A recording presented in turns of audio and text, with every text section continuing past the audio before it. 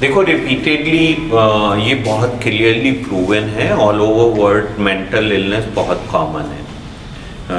अगर हम internationally census लें तो 8 to 10% ऑफ वर्ल्ड पॉपुलेशन, पूरी दुनिया में 8 से 10% लोगों को मानसिक परेशानियां हैं। मानसिक परेशानियां केवल एक इंडिविजुअल को ही नहीं प्रभावित करती हैं, ये पूरी फैमिली को अफेक्ट करने लगती हैं। जैसे कि हम लोग कुछ परेशानियों से यहाँ पे आए, मगर हमारी परेशानी को देख के हमारी फैमिली भी बहुत अच्छे से रिलैक्स होकर अपनी लाइफ नहीं लीड कर पाती है। वो भी एक extreme amount of insecurity, anxiety और डिप्रेशन से गुजर रहे होते हैं। अब हम जैसे कि on the path of recovery हैं और हमारी ये जिम्मेदारी है कि हम अपनी फैमिली को कैसे हेल्प कर सकें, और हमें ये बार बार एफर्ट करने की, सोचने की ज़रूरत है। बिकॉज अगर हम अपनी फैमिली को हेल्प नहीं करेंगे तो जैसे ही हम वापस जाएंगे हम अनवेल फैमिली के साथ रह के फिर से अनवेल होने की तरफ बढ़ेंगे।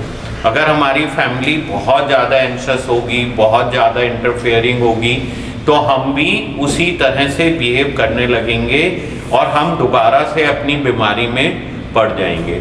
सो ये सब लोगों की रिकवरी के लिए ये एसेंशियल है, ये ज़रूरी है कि हम सब मिलके इस पे काम करें।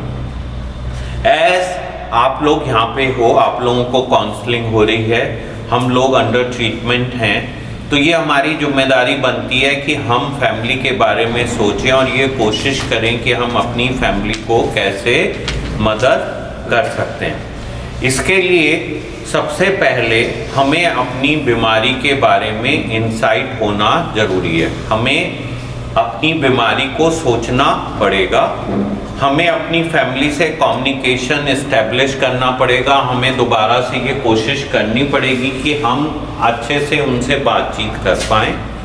हम अपनी फैमिली को अपने बिहेवियर के बारे में बताएं और ये एक्सप्लेन करने की कोशिश करें कि ये हम जानबूझ के उन्हें परेशान करने के लिए नहीं कर रहे थे, रादर ये एक बीमारी का हिस्सा था।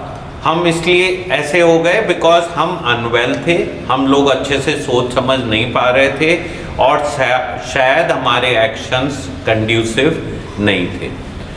अब हम अपनी बीमारी को समझ के अपने अंदर बदलाव ला रहे हैं और हम सिंसियरली उस पर काम करके अपनी फैमिली को हेल्प करना चाहते हैं, और हम चाहते हैं कि हम सब लोग पास से प्रेजेंट में आएं और हम नए सिरे से अपनी ज़िंदगी जी।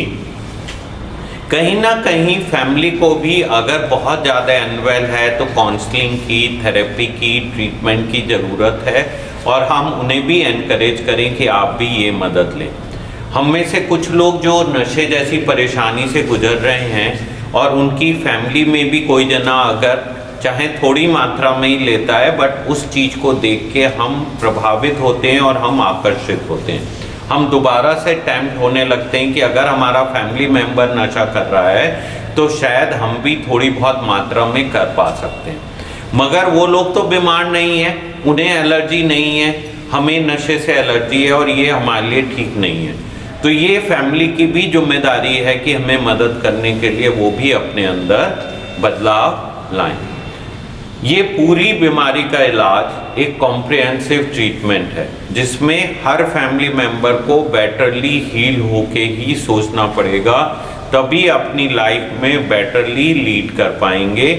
अगर हम ही ठीक हो गए और फैमिली ठीक नहीं हुई तो हम दोबारा से उस जगह पे पहुंच जाएंगे।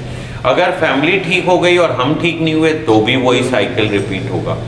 सो हम सब लोगों को एक बेटर लाइफ के लिए हमें और फैमिली को सबको रिकवर होने की ज़रूरत है। Let's work together for that recovery and we have to consciously make a effort for helping our family to recover from their crisis.